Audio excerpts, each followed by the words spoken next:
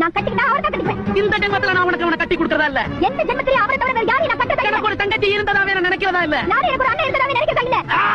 உன் அண்ணன் பிடிவாதக்காரன், அதை நீ மறந்துடாத. உன் தங்கச்சி பிடிவாதக்காரி, அதை நீயும் மறந்துடாத. என் வார்த்தை மீறி போகாத. போனா என் வாசலை நீ மிதிக்காத. என் வாழ்க்கையை கெடுக்காத, வாசல் தாண்டி போனா அதை தடுக்காத. உன்னை நான் தடுக்கிறதா இல்ல. ஆனா உனக்கு எனக்கு செத்தா வேண்டாம் இல்ல. முக்கியம் இல்ல.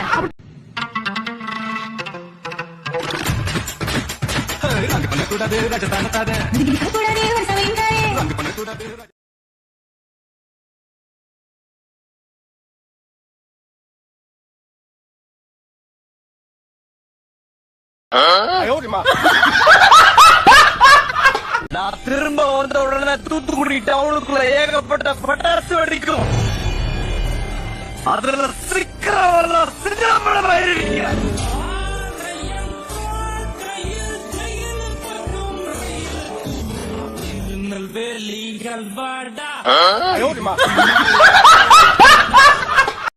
ஹாய் நண்பர்களே, சோ இன்னைக்கான முக்க ஜோக் வாங்க அம்மா கிட்ட போய் கேட்கலாம்.